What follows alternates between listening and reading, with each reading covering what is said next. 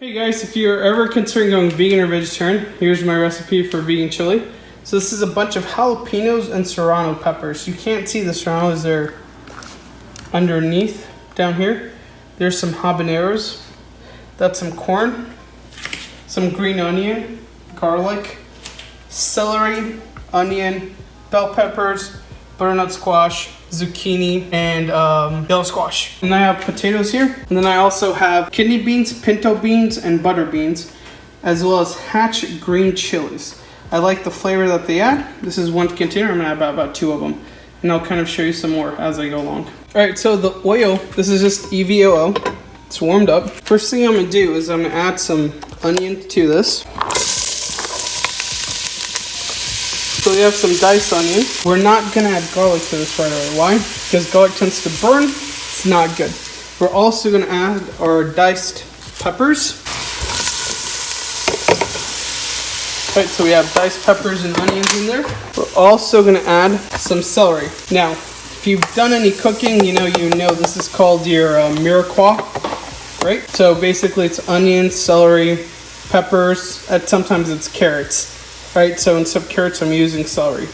So I have my onions, my celery, and my chopped up red, white, and green bell peppers. What I'm gonna do to this is I'm gonna add a little salt to help sweat these vegetables out, right?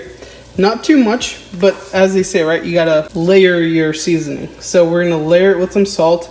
We're gonna layer it with some freshly cracked black pepper as well. So we added our salt and pepper. Now I'm about to dump in jalapenos and serrano peppers. Now I'm gonna give this a good mix, right? I want it to be spicy just because I like spicy food. And I'm about to add some cayenne pepper to this as well and some smoked paprika to give it some flavor. So it's been like 2 minutes. I just wanted to add the jalapenos and now I'm adding the butternut squash in. They are pretty big chunks, so they're gonna take some time. And also, I'm gonna add in the zucchini and the yellow squash as well. I like to buy the pre-cut ones, just saves me time, and I don't see the difference in price. So now that I added the butternut squash, the jalapenos, the serranos, what I'm gonna do is I'm gonna go in and lid this. I want to get the butternut squash tender. And then what I'm gonna do is I'm gonna add the potatoes here in a few minutes, the beans, hatch chilies, and also the corn, garlic, and the habanero. I think I'm gonna use this as a topping right now. So this is my chili spice.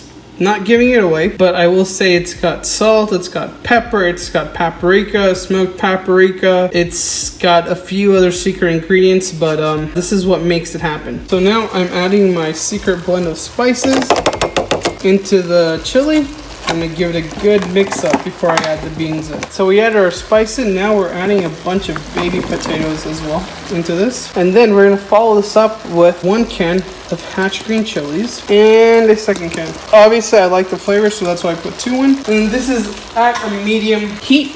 We don't want it to overheat. So now we have our hatch green chilies in. We're gonna add some corn. This is just sweet corn. I like the sweetness that it adds. Then I'm gonna add fire roasted tomatoes. Then what I'm gonna do is I'm gonna fill this up with some water right here. Maybe half. You don't want to get too much water in here, right? You can always add more water, right? So let's go ahead and give this a good mix up and stir and start having all of these flavors incorporated together.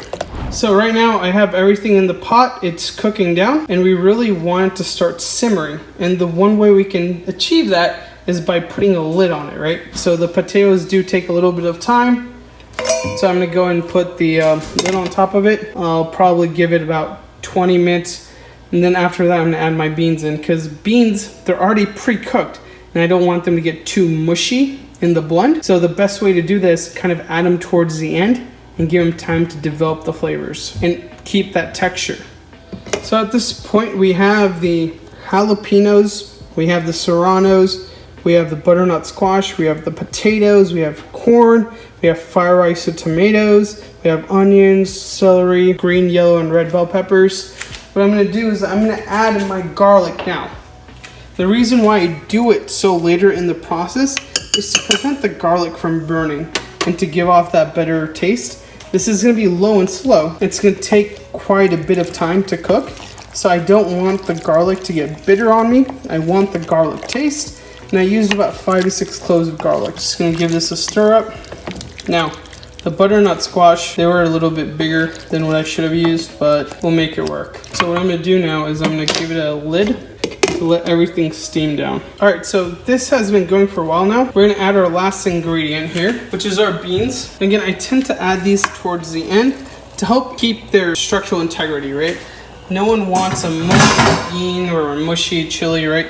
I like a little texture in my chili, okay? I mean, obviously you can achieve that down the road if you decide to add corn chips or, you know, tortilla strips or whatever you want to add, right? But I like to keep my beans a little bit more textured. And what I'm gonna do is I'm just gonna mix this all up now. And then I'm literally gonna give it almost, say, 30 minutes minimum, just to, you know, mellow and get to know each other and have a nice little pool party. All right, so it's about 10 minutes in, and what I did is I went ahead and removed the lid. What I wanna do now is I wanna let the liquid kind of boil off, and I want these potatoes, these huge chunks of squash, and there's like pretty good sized potatoes. I normally don't use potatoes this big. You can actually find smaller potatoes, and that's a butter bean, but I don't use those big, but that's all I had. So what I want to do now is just let this kind of simmer down and develop the flavors. And again, completely vegan. There's no dairy. There's nothing that's not vegan, right, in this right now. It's gonna change here soon because I do like to add butter, and again, that's optional. And then when I serve it, I do like to offer sour cream and cheese. So up to you guys, but I will show you what the final product looks like. But right now, it's just kind of simmering down. And it's been about maybe 15 minutes to where I'm just letting the flavors develop and, you know, kept it uncovered. Now I'm uncovering it. And I do want to keep some of that texture that, you know, I want some crunch in some of these vegetables. I'm not going to get that with the corn. I'm not going to get that with the onion. I'm not going to get that with the bell pepper or the celery. So my best bet on that front is with the butternut squash and the potato. So this is why I kind of, you know, I'm letting it cook uncovered. And the idea is, hey, the butternut squash and the potato will absorb some of these flavors and be as tender as I need them to. And if you're asking, yes, this is my garage. This is my parents' garage. That's my car.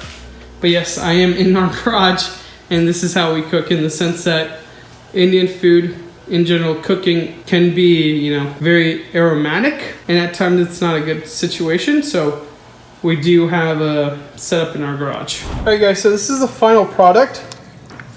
Completely vegan. There's nothing in there. There's potatoes, butternut squash. There's 3 types of beans. There's corn. There's celery. There's onion. Here's some cornbread. And then to top it all off, if you want to make it spicier, here's some habanero peppers that are diced up on the side. Again, we did use serrano and jalapenos on this, so it could be spicy for some people, but if you want an extra kick, there's some habaneros to add in. Alright guys, so here's how we're going to make a bowl. So first, we're going to start off with 1 and 2 hearty scoops of chili, okay? We'll do 3. Why not, right? So we got 3. Then what we're going to do is we're going to add extra sharp cheddar cheese. I'm going to put this in a corner to make it look pretty. So we have the cheese. Then what we're going to do is we're going to add some chopped green onions. And then, last but not least, we're going to add some sour cream. Just going to add a little bit more cheese onto this to make it extra spicy. One of the ingredients we talked about was like these habanero peppers. So I'm going to take a little bit of this, just use it as a garnish. And then put a spoon in it.